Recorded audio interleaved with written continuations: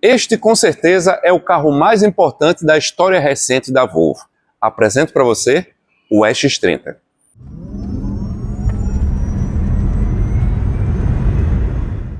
Mas afinal, por que esse carro é tão importante assim para a Volvo? Bem, tem vários motivos. O primeiro dele é que o design e as tecnologias que ele utiliza sustentáveis indicam como serão os Volvos daqui para frente.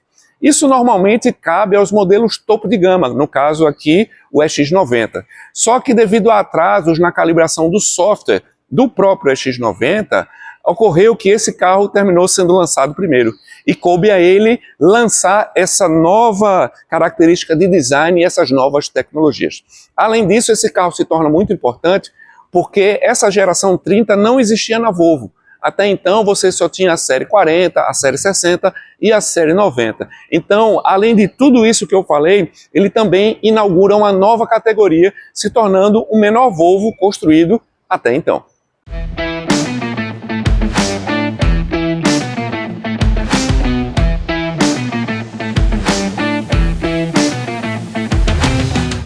O fato interessante para se falar desse carro é que ele é um primo mais próximo dos modelos da Zeekr do que dos modelos da própria Geely.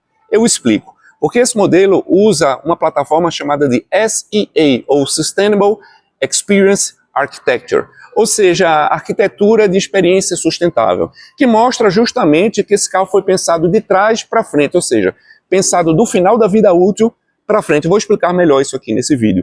E outros carros da marca Zeekr utilizam essa mesma plataforma, como por exemplo o X, o 001 e até mesmo o SUV grande 7X. Já os modelos da Geely aqui no Brasil utilizam outra plataforma, então eu posso dizer que aqui seria um primo de segundo grau. Mas nesses três modelos, na verdade nessas três marcas, você sente em todas elas um DNA Volvo. Isso aqui é interessante.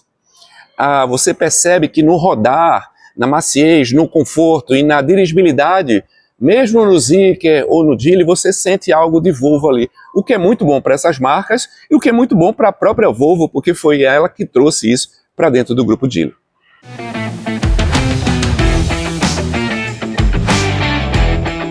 A Volvo é reconhecida em qualquer lugar do mundo como uma marca premium. Isso é incontestável. Só que nem sempre foi assim. Essa marca é centenária. Ela foi fundada em 1927. Daqui a 2 anos ela completa merecidos 100 anos. Só que nos últimos 30, 40 anos é que ela foi ganhando essa notoriedade como uma marca premium. Até porque para ser premium precisa ter história. E agora ela tem bastante história. Então a Volvo nos últimos 30, 40 anos vem se destacando e nos últimas 2 décadas se aproximou ainda mais de modelos alemães e ingleses. E hoje eu posso dizer que ela está ali disputando no mesmo patamar. O que ocorre nessa trajetória dos 100 anos é que essa marca já pertenceu à Ford. Pouca gente lembra disso, só que realmente está ali acompanhando a história da Volvo que sabe disso. E em 2010, a Geely, um grupo chinês, um dos maiores grupos industriais hoje na China, fez uma oferta para compra dessa marca da Ford. Depois que isso foi feito, deixa eu explicar uma coisa para vocês. Foi a maior negociação de uma empresa europeia sendo comprada por uma empresa chinesa na história. Foram 1,8 bilhão de dólares pagos para levar essa empresa para dentro do grupo Geely. Mas a maior sacada da Geely, sabe qual foi? Deixar os engenheiros da Volvo fazerem o trabalho deles. Dá para perceber, e quando você entende tecnicamente, dá para perceber que toda a inovação e muito do que o carro tem de positivo vem da própria engenharia realmente da Volvo, que vem sendo aí excepcionalmente trabalhado, o que é muito importante. Mas um detalhe seja dito, é muito mais fácil você trabalhar com dinheiro em caixa. E a Ford não estava conseguindo entregar isso até 2008. E a Geely aportou dinheiro, deu essa liberdade de recursos técnicos e de design para a engenharia, e aí criou produtos tão bons quanto esse. Logicamente, a Geely, o que foi que fez? Aprendeu a fazer carros com ninguém menos que a Volvo, e aí também tem excelentes produtos, como por exemplo, os modelos da Zeekr, os modelos da Geely e outros modelos que inclusive vão chegar aqui no Brasil também. Então eu posso dizer que a entrada da Geely junto aqui na Volvo foi muito positivo para ambos os lados. E essa é a nova assinatura visual da Volvo para os seus carros elétricos. Aqui ela conseguiu manter a identidade dos seus carros, mesmo com a total ausência da grade aqui do radiador. Até porque o símbolo aqui continua aqui no centro, cortado aqui na diagonal, então você sabe sim que se trata de um Volvo. Outro destaque aqui são esses belos faróis que integra muito bem o conjunto DRL com o farol principal, e o que você está vendo aqui é a mesma receita que você vai ver no EX90 e no futuro EX60, que são os modelos elétricos da marca. Então eu entendo que a Volvo conseguiu um bom resultado para mostrar como serão os Volvos daqui para frente.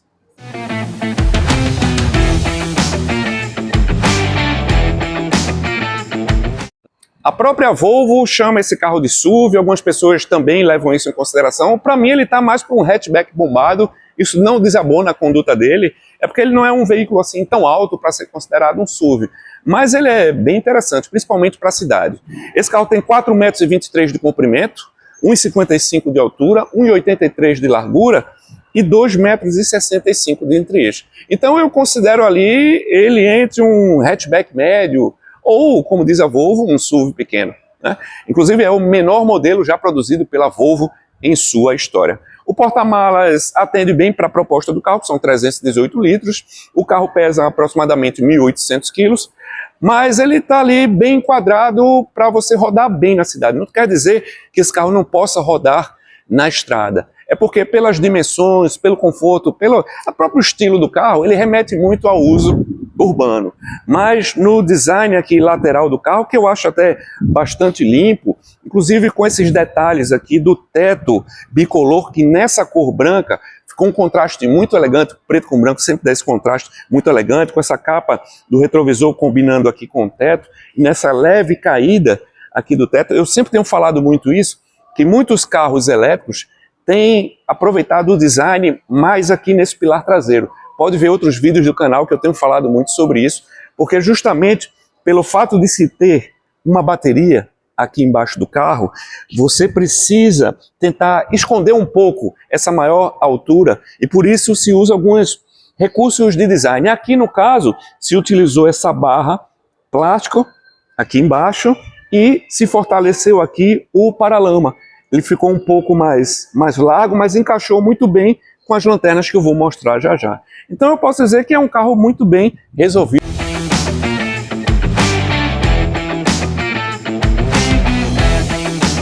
E o design traseiro também é muito bem acertado, muito equilibrado, com o nome Volvo por extenso. Inclusive a traseira ela é relativamente baixa e o vidro traseiro é pequeno, mas não atrapalha muito a questão da visibilidade. A forma como o spoiler se integra à tampa do porta-malas é bastante fluido. E o ponto interessante é essa nova versão, vamos chamar assim, das tradicionais lanternas traseiras da Volvo, que sobe aqui no pilar traseiro. Ela agora ficou dividida com esse friso que corta aqui a lateral do carro para dar essa maior amplitude aqui em termos laterais, assim, para o carro parecer um pouco mais largo. No geral, é um carro bem discreto, bem resolvido. O botão de abertura é aqui, bem simples, bem discreto. É importante falar que a chave não tem nenhum tipo de botão, é um detalhe que eu vou mostrar aqui à parte. Aqui você tem um bom acesso, o porta-mala de 318 litros. Embaixo você tem um pequeno segundo nível para aumentar um pouco mais a capacidade. Aqui você pode colocar, como está aqui no caso, o seu carregador. Lembrando também que ele tem um porta-malas frontal, né, um pequeno frunk, vamos dizer assim, para carregar mais alguns objetos. Um detalhe curioso é essa grafia aqui nessa parte plástica da tampa traseira, que mostra algumas dimensões traseiras e mostra o quanto esse carro pode carregar de objetos, mostrando a funcionalidade desse porta-malas. Qualquer dia eu vou fazer esse teste para ver se cabe realmente tudo isso que está sendo mostrado aqui.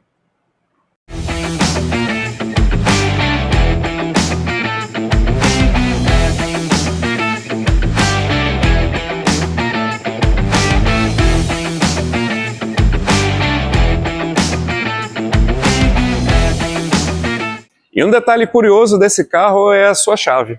Ela não tem nenhum botão. Ela é simplesmente uma caixa em preto brilhante, que não tem um botão para destravar a porta, abrir o porta-malas ou qualquer outro recurso. Ela é apenas uma caixa.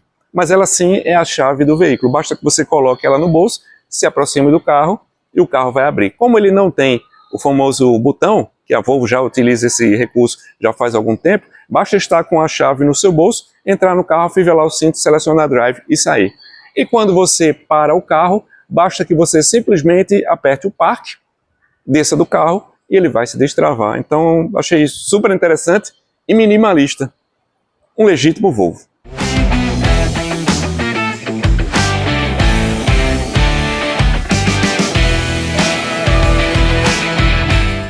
Vamos falar agora sobre motorização. Bem, eu estou aqui no vão do motor. Na verdade, o motor não está aqui na dianteira do carro. O motor está na traseira. Isso faz muita diferença no comportamento dinâmico do carro. Até porque são 272 cavalos de potência, 35 kgfm de torque. É mais do que o suficiente para você usar na cidade e na estrada. O carro ele tem um desempenho impressionante, a entrega de torque imediata como todo elétrico, mas pelo fato de ser tração traseira, quem conduz carro de tração traseira sabe a diferença entre ser puxado e ser empurrado. Então o fato dele ter essa tração traseira realmente dá um dinamismo assim impressionante para esse carro. Além disso, libera o espaço aqui para um pequeno frunk, né? Um porta-malas frontal, onde você pode carregar aqui alguns pequenos objetos, ou mesmo o carregador do carro. Então sobra todo esse espaço aqui, que eu sempre acredito que os carros elétricos precisariam ser assim fechados, porque embaixo aqui só tem componentes eletrônicos que não vai ter interação diretamente ali com o usuário do carro. Aqui você vai ter acesso não somente ao reservatório do limpador de para-brisa, mas aqui dá para perceber alguns detalhes construtivos de segurança da Volvo. Por exemplo, esse sistema de fechamento duplo do capô, esse suporte aqui, tá? Essa travessa aqui, que é um ponto importante para você ter uma deformação controlada, e toda essa parte do capô que tem esses rasgos aqui, que é justamente um ponto de deformação controlada. Então aqui você não está vendo o motor em si, mas você está vendo quão seguro é esse carro, porque aqui a Volvo já determinou exatamente como ele vai deformar em uma colisão. Lembre-se que a Volvo criou a sua história baseado em segurança. E esse carro é cheio de easter eggs, que são aqueles pequenos detalhes que você vai descobrindo ao longo do uso do carro. Alguns detalhes curiosos. Por exemplo, no acesso aqui a esse pequeno porta-malas frontal, você tem uma gravura com o perfil do carro, uma floresta por trás e um alce. Lembrando que esse carro ele tem uma pegada ali nórdica. Então está aqui o histórico dele, lembrando que a Volvo é uma marca sueca.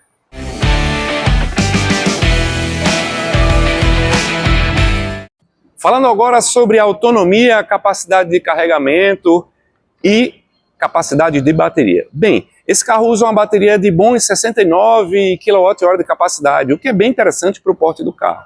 Outro detalhe é que o Inmetro afirma que ele é capaz de fazer 338 km na cidade com uma carga de bateria completa. Eu posso afirmar que, como ele é muito eficiente, esse carro vai fazer fácil 400 km na cidade tranquilamente. Outro detalhe positivo é que ele carrega em bons 11 kWh em corrente alternada, que você vai ter ali uma carga aproximadamente 6 horas, e você tem também um bom carregamento em corrente contínua de 153 kW de capacidade, que é maior que muitos concorrentes, e você vai ter ali um carregamento em aproximadamente 28 minutos de 20% a 80%.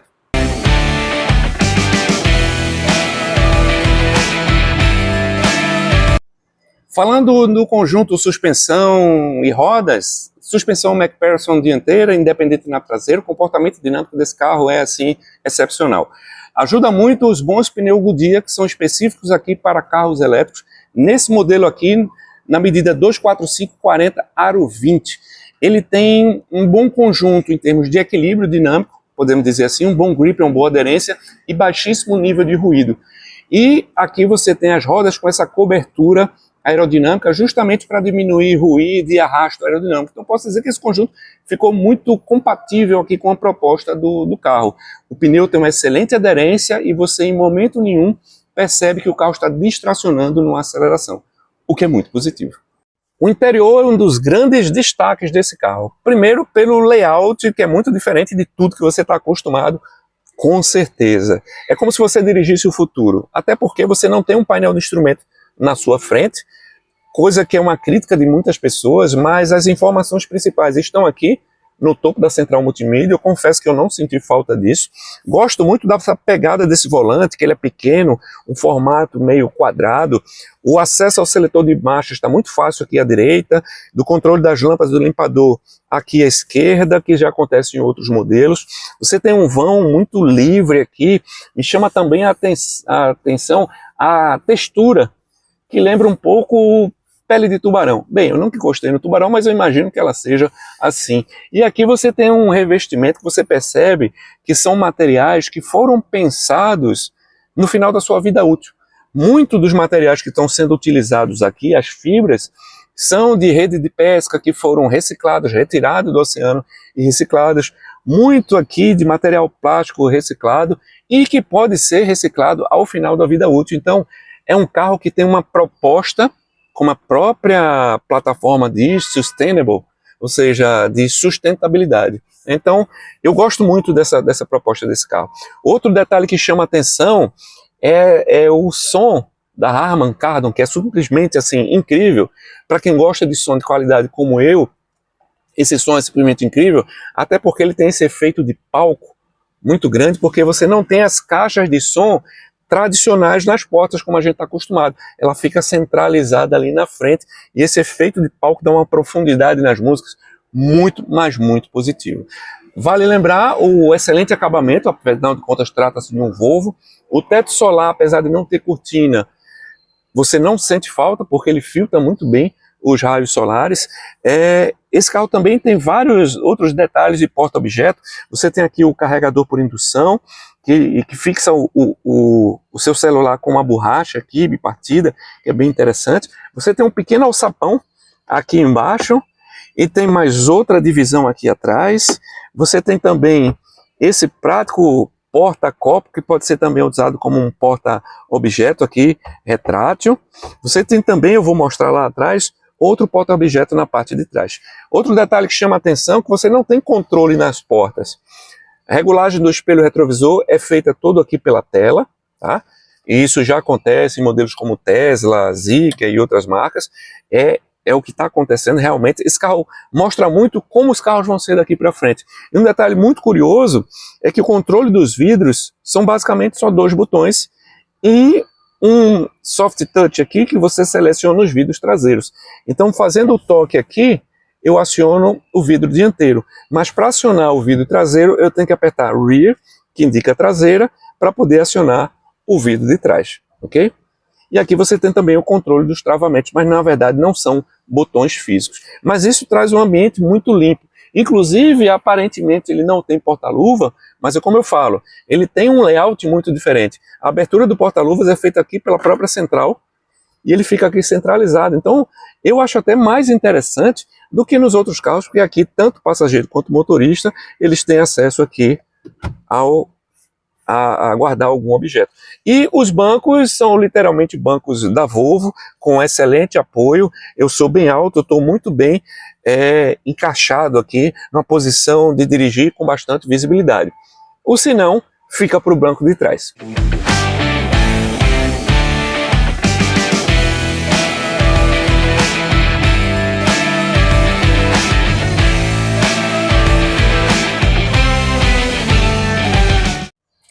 Infelizmente esse é o único senão desse carro, que é o espaço traseiro. Logicamente eu não sou aí uma referência, sempre falo nos vídeos que eu tenho quase 2 metros de altura, e na minha posição que eu vou dirigir, realmente eu estou aqui um tanto quanto desconfortável. Lógico, para pequenos trajetos está suficiente, mas é um carro para pessoas com estatura mediana, ele vai atender aqui muito bem. Ele, apesar de ter 1,83 m de largura, ele não parece tão largo aqui dentro. Então, para 4 pessoas de estatura mediana, esse carro vai atender muito bem. Lembrando que a qualidade do acabamento continua aqui atrás, né, com esse tecido de material reciclado, combinando com esse couro ecológico. A posição de sentar é muito ergonômica, inclusive você senta um pouco mais elevado do que quem vai aqui na frente. Então eu tenho ainda uma boa distância aqui em relação ao teto, eu tenho uma boa distância em relação aqui à porta, estou muito bem acomodado. Infelizmente, na questão aqui do espaço para as pernas, realmente ele não atende, especificamente no meu caso, mas para pessoas de estatura mediana ele vai atender muito bem.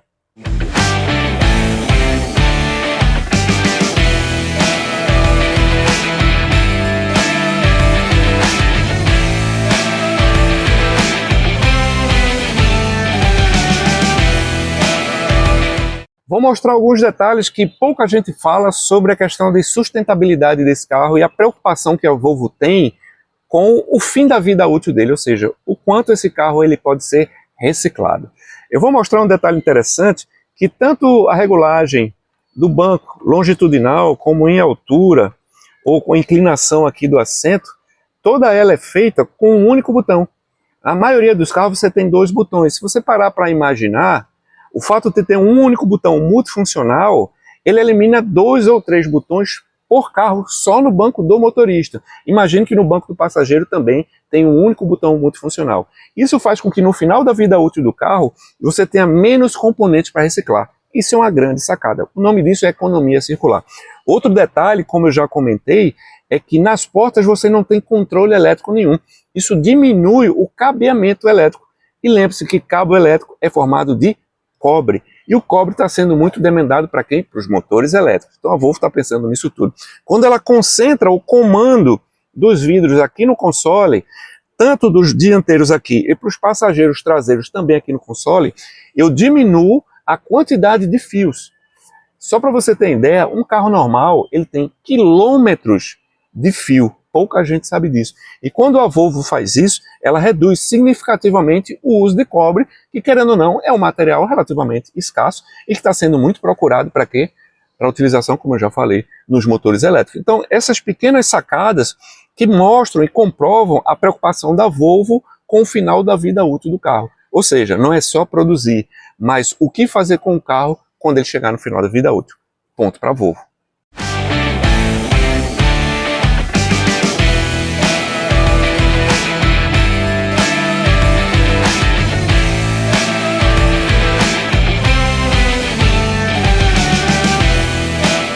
Dentro do segmento Premium, esse é uma das melhores propostas que você vai encontrar hoje de carro elétrico de entrada.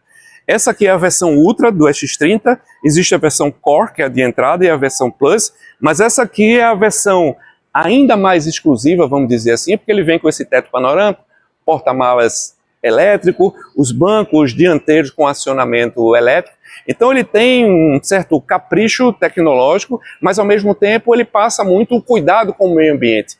E isso eu entendo na proposta desse carro. Muitas pessoas, quando olham para esse carro, veem não somente o futuro, como eu já falei aqui no vídeo, mas veem um futuro mais consciente. Então eu entendo que a proposta dele é muito interessante por conta disso.